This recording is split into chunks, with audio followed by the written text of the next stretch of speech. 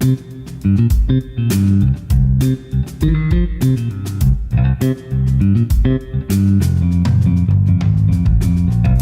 listening to Talk in the Library, a National Library of Israel podcast. Welcome to Talk in the Library. I'm Wendy Singer. Today, we're going to take a look at the life and legacy of one of the most influential Jewish thinkers of our time. This is someone who walked with kings, queens, prime ministers, and other world leaders, whom King Charles referred to as a light unto this nation, and whom Tony Blair referred to as an intellectual giant. Rabbi Jonathan Sacks was the Chief Rabbi of the British Commonwealth for 22 years. He later taught Bible and Jewish thought at New York University, Yeshiva University, and King's College in London. Sacks was a prolific writer, authoring over 40 books during his lifetime on a vast array of topics, from Jewish thought, Bible, to science, morality, and much more. Perhaps most importantly, Rabbi Sacks was a global moral voice. He spoke in front of thousands of Jewish audiences and audiences of many faiths and of no faith. His TED Talk of 2017 had over 2.3 million views. Now, we are going to be looking at not only his life and legacy, but the less told story of Rabbi Sacks's personal journey. With us today to study this great, larger-than-life personality is Daniel Taub. Daniel's diplomatic career spans 2.5 decades at Israel's foreign ministry, during which time he served as Israel's ambassador to the UK for 4 years. He later became director of strategy at the Yad Hanadiv Rothschild Foundation, and today is the chair of the Rabbi Sacks Legacy. Daniel is a published author of an award-winning book, Beyond Dispute, Rediscovering the Jewish Art of Constructive Disagreement. In a world where every great thinker needs an interpreter, for today, for this conversation, our interpreter is Daniel Taub. Enjoy the conversation. Daniel, welcome to Talk in the Library. So good to be here, and so good to be on a podcast that allows you to talk in the library. Well, it's funny that you should mention that. I saw a fabulous post just about the irreverence of this podcast title. Someone named Adir Schwartz, who happens to be the deputy mayor of Jerusalem. Sure. He posted that since now it's exam season in Jerusalem, who says you need to be quiet in a library? And he actually requested, as deputy mayor, he requested that the library during the next month of exams stay open late on Tuesday evenings, and that in those hours that people are allowed to talk in the library. So I thought it was made for us. That's such a lovely idea. In fact, during the design of the library, I was told that there was a big dilemma. Should the reading room of the library be a hush-hush, quiet space like a Western library, or should it be this raucous sort of shouting room like a yeshiva bet midrash study hall? And the compromise they reached, and maybe Idea should look into this, is that the main room is quiet, but around it are what are called loud rooms. So if you feel the need to give a big shout, there are places that you can go. Let it out. I just thought it was so beautiful because it also shows that a cultural institution is actually able to respond to the needs in dialogue. It's wonderful. Of young people. Yeah. Anyway, we want to take a closer look at the life and legacy of Rabbi Jonathan Sacks. And thinking about not just your years in London as Israel's ambassador, but your lifelong journey in dialogue, if you will, with Rabbi Sacks, how did you know him? How did you study with him? So, in fact, our deepest connection was during the years that I was posted in London. And there's a a kind of wonderful perk of being ambassador to London, which is that once a month you sit with the Chief Rabbi. And the idea of this is that you're supposed to trade notes on what's going on in the Middle East or what's going on in the UK and so on. What I said to him, right at the outset was, I don't want to waste my time with you talking business. Let me prepare some notes ahead of time so we can get the business out of the way quickly. And then let's study. And so we studied together. We tried to have a chavruta. I'll be honest, it didn't really work so well. He actually wasn't such a chavruta type personality. And as you could imagine, there was a pretty significant learning gap between us. Really? So I said to him, look, the yeshiva model isn't working. Let's try the Oxbridge model, the tutorial. And I would send him ahead of time, a list of big questions. And he would just take one of them and talk about it. And that was absolutely extraordinary. But as you say, I've known him a little bit for much, much longer. Right. And, when I meet with the cohorts of Sacks scholars who are inspired by his leadership and one of the stories that I tell them, because in a way I feel it's one of his greatest lessons, I tell them that the first time that I ever heard Rabbi Sacks speak, I was 12 years old. And he came to speak in my parents' synagogue because he was trying out for the job of rabbi. And I don't remember what he spoke about, but I do remember that he didn't get the job. Because the truth is, at that time, he was not yet such a great speaker. He sounded like a sort of Cambridge postdoc in philosophy. And one of the things that I take from this, and I encourage the scholars to take, is that these are not sort of God-given gifts that fall from the heavens. These are things that you need to work really hard on. And that's something that he really did, whatever was the form of expression, whether it was a TED Talk or it was a BBC, broadcast, or it was, a sermon or whatever. He would really try and refine his skills and try and, constantly get them better. So you were watching that journey of his. So in a way, I wouldn't say I was closely watching it all the way through, but, the Rabbi Sacks that I saw as a kid was not yet the Rabbi Sacks that we would meet later on. And when you would sit there and he would do this teaching with you, what was it like to sit in his presence? So he was absolutely charming. I think he was very proud of the fact that somebody who had grown up in the UK and was a sort of a child of the community and wearing a kippah was representing the state of Israel. I think he was quite moved about that. And the honest truth is, I didn't realize until relatively recently, certainly after his passing, we'll talk about his archive and Rachel Misrati, the wonderful curator. But she said, I want to show you something. And there, amongst all of this correspondence with the great of the land and so on, were the notes that he had made in preparation of our meetings together on the questions that I had sent him. And that was just absolutely very, very humbling and a really beautiful moment. That's marvelous. And what about his impact? I mean, you saw, as ambassador, you must have seen his impact on the country. It was the most extraordinary Kiddush Hashem, the sanctification of God's name. It was, in the course of my position, would meet people from members of the royal family to leaders of the Anglican Church, to major academics and media personalities. And to have them say, here is somebody who has a deep impact on my moral thinking. And this is somebody who is giving a Jewish voice. I mean, recently I was in the UK. I was interviewed by a journalist who had actually grown up in a Catholic school, a young woman. And she told me that in her school, which was only young Catholic girls, the theology teacher would sometimes turn on the television and show a video of Rabbi Sacks speaking. And, you just think what an extraordinary honor it is. And if it wasn't for that conversation, we would never have known about it. Well, one of the things that we know about his life and about his career is that his teachings and the values and the issues that he wrestled with during his lifetime is vast. And it's very hard to, take 40 books and all of the different areas where he shared his knowledge and his insight with the Jewish community and with people of all faiths and of no faith, and really distill it into some core pillars.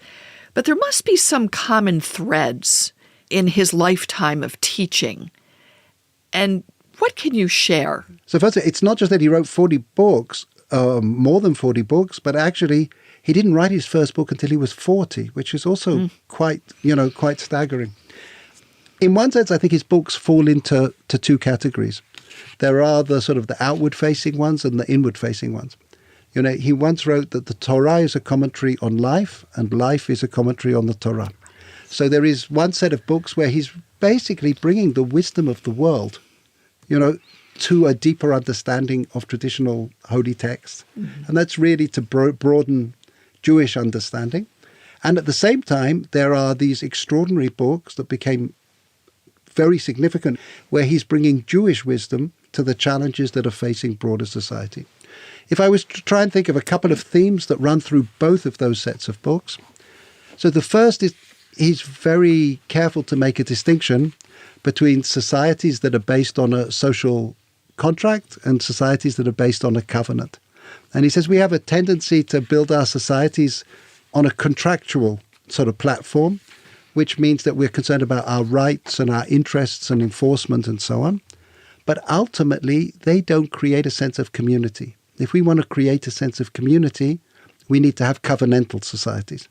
And in fact, he started off writing about this in the context of the Jewish community, but his last book, Morality, was really a call to Western society to recognize that, we've built societies that are based on two pillars, which is sort of the economic pillar and the political pillar.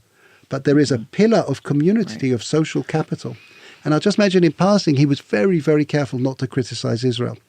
But one area where he did have concerns about Israeli society was that the early years of the state had put such an emphasis on what's called mamlachtiyut, on the institutions of the state, that he thought maybe we had not sufficiently nurtured the institutions of social capital. Another area of his thinking, which has been so important and is particularly acute today, is what he called in the title of one book, The Dignity of Difference. The notion that diversity is not a bug, it's a feature. That's where the value actually lies. And in a sense, true faith is a test of our capacity to hold difference. And his thinking on that did develop because he wrote an extraordinary book after 9/11 called Not in God's Name, talking about the challenges of religious fundamentalism. But all the way through his notion that we need to celebrate diversity, we need to recognize that that's where the value is. And as members of minority communities, we need to nurture what he called cultural bilingualism, the ability to be fluent in the language of our own tribe, but also to be fluent in the language of broader society. And I think that's a very beautiful model. And maybe just to mention one other idea that's so embedded, not just in what he says, but also in the way that he says it. He was almost addicted to hope. Hope was a very common theme, and he would make what he thought was a very important distinction between hope and optimism. Optimism, he said, is the belief that things will get better. Hope is the belief that together we can make them better. So hope is an active frame of mind. And that's something that I think, and it also related to the way that he thought about Israel. He said Israel is the home of hope. He thought the common theme through the rise of Israel and the strength of Israeli society was this spirit of hatikva, of hope. So when you talk about the dignity of difference, there was power for Rabbi Sacks in the ability for people to have differing viewpoints. Your own book that came out about a year ago, Beyond Dispute, where you talked a lot about these same things in terms of the intrinsic beauty in having disagreements and arguments. How much were you in dialogue with Rabbi Sacks when you were writing this? Very much so. Certainly, the book that I wrote really is a meeting point between Jewish sources and my own personal experience, both in the negotiating room and as a diplomat. And as I looked in the Jewish sources, I very much did see them through his eyes, his prism. And he is one of the Jewish sources that I quote, regularly throughout the book. And also his deep conviction that that basically a true argument, what the rabbis call an argument for the sake of heaven, is an argument which in a way you can't lose. Because either you'll win the argument or you will learn something. And if you enter into an argument with that frame of mind, you're much more likely to create something of value. When you mentioned the book Morality, I was struck by, there was one section in there which, for me, especially when you talk about the social institutions and the sense of community, and in many ways, when you talk about economic capital and social capital, in many ways, I feel like the topic of the I and the we and the balance between them is something that shows up again and again in his writings, in his teachings.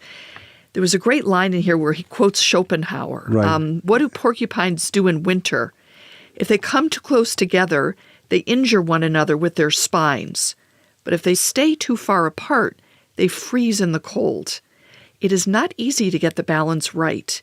And in human society, there is no homeostasis, no mechanism that adjusts to the temperature outside.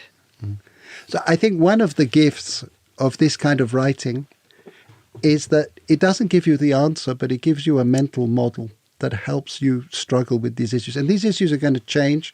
One of the things that was very striking about his books is so often they anticipated the next big social issue. And one of the things that's sort of an unanswered question is, what would he be writing about today? What is the next big thing that he would be writing? But whether it would be diversity, whether it would be fundamentalism, whether it would be the decline of communities that he was talking about there, and the epidemic of loneliness and so on. And giving us mental models that help us navigate those. Yeah, I do feel like he was always in conversation on that topic. Right. And just enriching it as he went. I want to talk about the Rabbi Sacks archives. We know that Jonathan Sacks had a very special relationship with the National Library of Israel. He actually drafted a vision document for the new library, and he gave a keynote lecture, Home of the Book for People of the Book. The home of the book for the people of the book, that's right. It's really something. And he decided to donate his lifetime archive. So actually, that was a decision that was made by his family after his passing. After he passed. And I think it's a wonderful decision, not just because he had this deep, deep connection with the library, but also because it's a library. I mean, and there were other candidates, at universities, as you can imagine, that would be interested. But the archive has been dealt with so lovingly by Rachel Misrati and Matan Barzilai. And it's the place where I think it will reach the most people. This is an extraordinary collection. Well, when I think about, what is the big deal about a library having an archive? I saw a great quote by an archive expert named Luciana Duranti, an Italian. And she said, archives are the byproducts of human activity and therefore full of human frailty. Now, talk to me about what we learn about the process, the journey of Rabbi Sacks by digging into these archives. What a beautiful quote. So first of all, before we get into the frailty, I mean, there is a life outside of books and around books. And one of the things that the library is full of is Rabbi Sacks's correspondence. And, you have their correspondence with members of the royal family, with prime ministers. Sometimes, because we only have one side of the correspondence, they're saying thank you, and we're not even sure what they're saying thank you for, but still it's just wonderful to see. And beyond that, we have correspondence with very simple people. There's a letter from a Catholic lady in Plymouth who says that she reads out his articles to her children because they are the most profound religious thinking that she knows. And what a beautiful thing. But I also think that, when we know somebody through their books, we're really seeing very polished, finished products. And to get a sense of the hesitancy and the doubt, and you see it obviously from drafts of books, but you see it in other ways. For somebody who gave the impression of being extremely confident, Rabbi Sacks was somebody who did an awful lot of internal questioning. So inside the library, for example, there is documents that set out the lessons that he tried to learn from his period as Chief Rabbi, where he thought he succeeded, where he thought he failed. And there was a sort of cheshbon nefesh, an internal accounting of them. Or something else that is sort of just a remarkable letter. Before he was appointed Chief Rabbi, he wrote a letter, quite a long letter, to the Lubavitcher Rebbe, with whom he had a relationship, to ask him whether he should take on this job. And he set out all of the arguments in favor and all the arguments against. And then he said, should I take on this position? And why is this letter in the archive and not in, 770 in New York?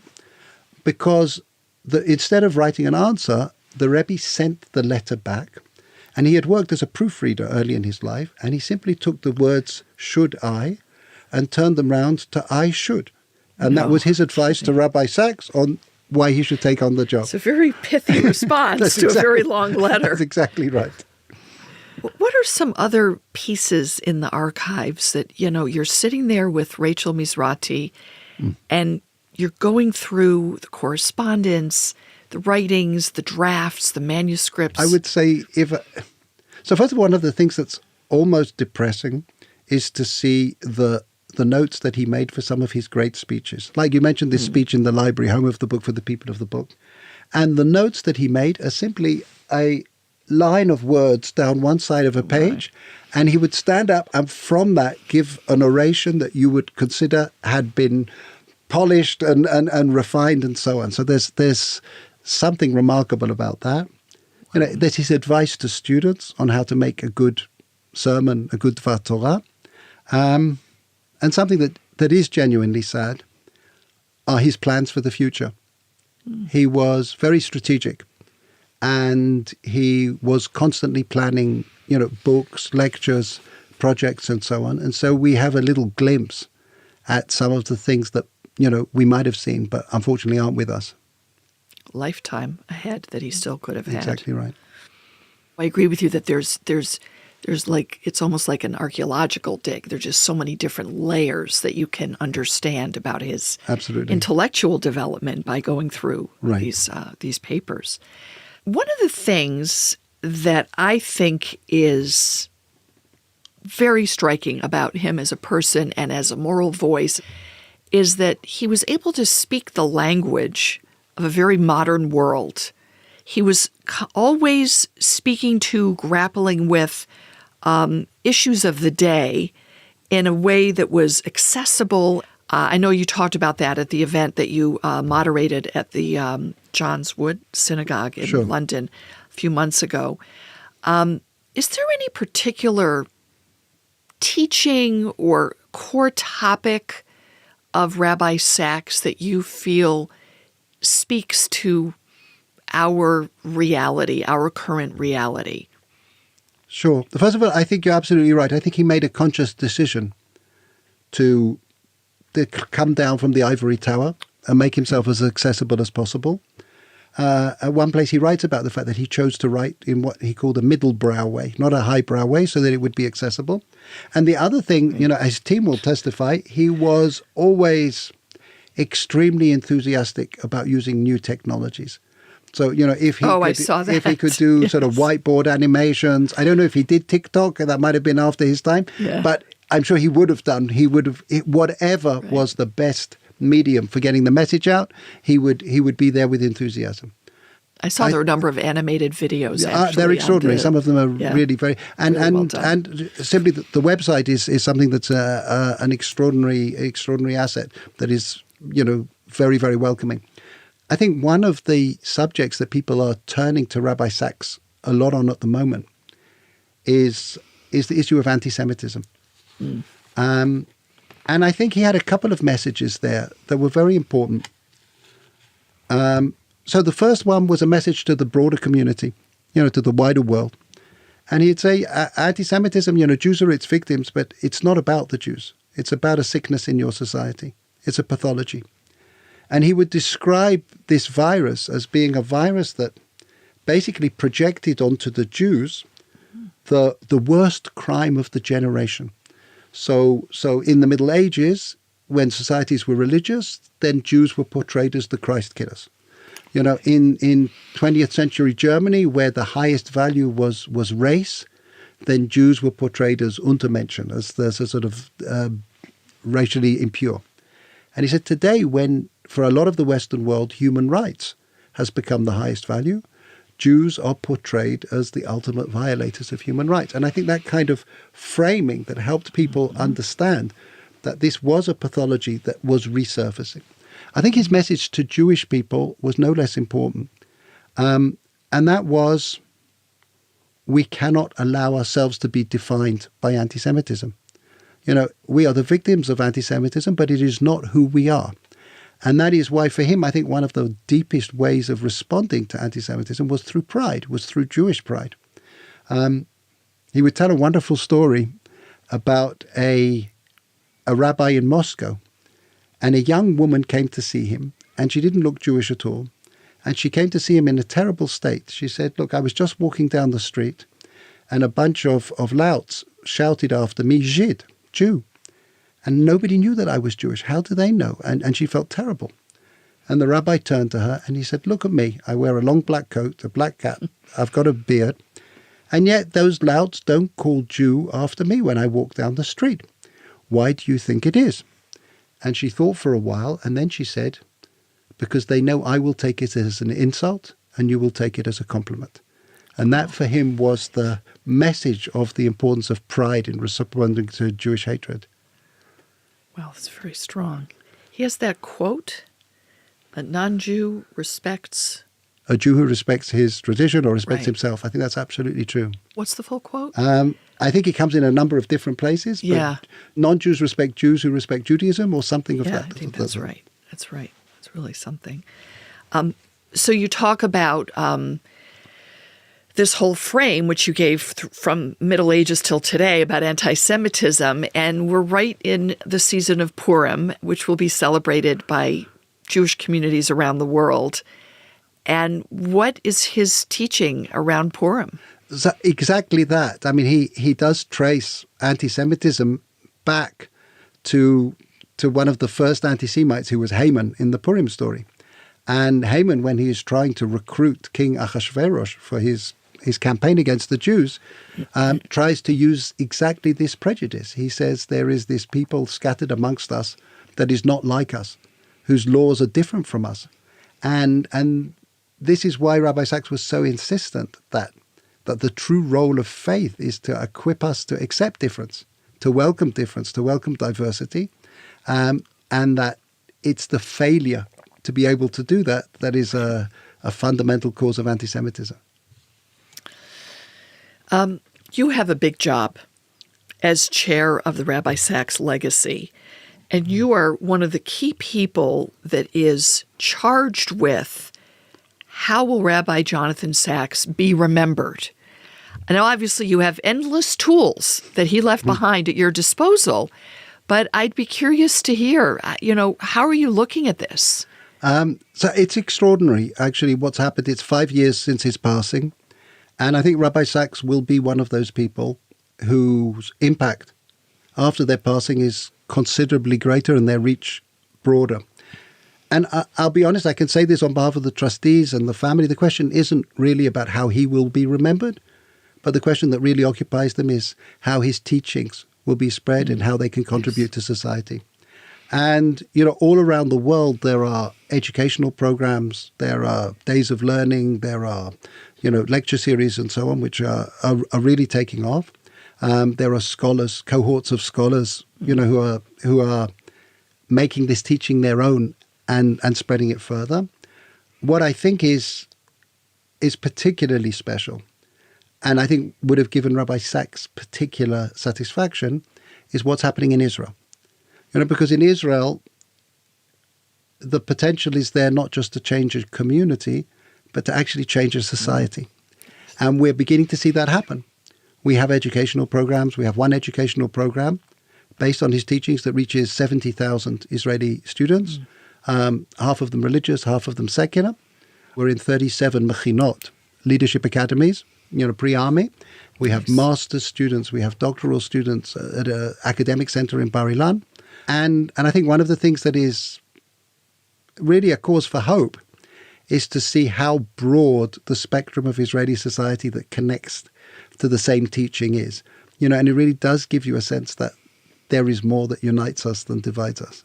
Absolutely. I always think about how you're left with this lifetime of his teachings, and it's now on you and your colleagues to have them sit in the marketplace of ideas in the same way that he did during his lifetime. I think that phrase is absolutely right, and that would very much speak to him. He would love to be in the marketplace of ideas. He didn't think that he was writing Torah Misinai, and in fact, it was interesting. In one place, he writes about the fact that he's a little uncomfortable about the power of speaking. He prefers to write than to speak, because he says he's discovered that when you speak, through the power of oratory, you can win people over, and maybe your ideas aren't fully tested. Mm-hmm. But the value of putting your ideas down on paper is that they are there for people to read in their own times and to push back again and sort of engage in a dialogue. Very nice. Okay, well, say a word about how he leveraged the power of story. I remember listening to a lot of his different things online, and he has this remarkable ability to bring a story into today, and he often refers to the power of storytelling. I think he saw that as a Jewish gift. I think he saw that as a gift of the Jewish people. It's a story that has shaped us, shaped our identity, whether it's a story of the Bible. It's a story that's ensured our survival. That incredible gift that, when terrible things happen to us, we were able to make sense of them because they fit into being a part of a story.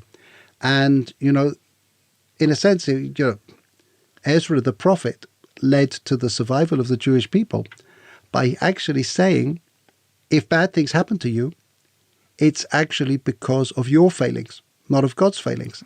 And so contrary to other ancient societies, the Jewish people would hunker down and actually deepen their commitment when bad things happen to them. So this was a power of a story to encourage adversity. So I think in a way, many of his books, although they're nonfiction, are stories in the sense that they give you a framework to understand what is happening to society. Morality is precisely that. Right. But many of these, his extraordinary introduction to Jewish thought, Radical Then, Radical Now, is really the story of Jewish ideas. And the moment that something becomes a story, first of all, it embraces complexity.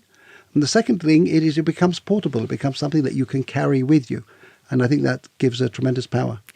So on that note, are there any aspects of his life or passions of his beyond his writings that you can talk about? I think it's fascinating. So I was at a study session of a group of national religious rabbis who were studying his works. And one of them came up to me and they said, I want to set up a community that models the teachings of Rabbi Sacks, but I also want there to be a lot of music there. Oh, and nice. I suddenly realized that you could read almost everything that Rabbi Sacks had written, maybe not all, and not realize how important music was in his life. He was deeply, deeply affected by it. Not just classical music. I just heard from somebody who worked in his office that one time he said to them, what, you haven't heard this Eminem song? I need to get it and play it for you, and so on. And really, I think the moments where he was at his most joyous had something to do with music. He would come every year with what's called the Shabbaton Choir, which is a lovely choir in Anglo-Jewry.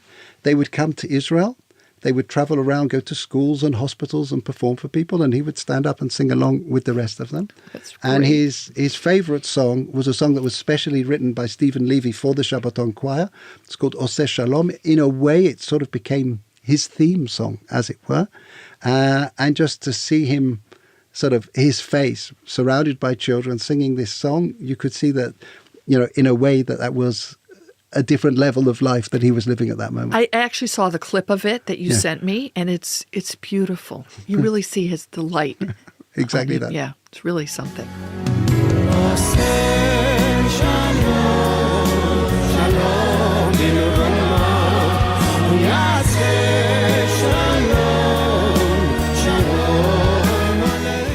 I want to thank you for being our guide, because you've really given us a window, not into only Jonathan Sacks just as this public figure and this moral speaker for generations, but really a view into him as a developing, thinking person and the way that he went on the journey of his life. So we're very grateful that you were able to join us. And I'm going to tap back into what you said before about hope. I think that I'd like to leave us with that hope will remain an active frame of mind, something we need to keep in mind these days. Please God. Thank you so much. It's been a pleasure. Great having you with us. Thank you for joining us at Talk in the Library. Please join us next time. This episode was recorded at Nomi Studios in Jerusalem.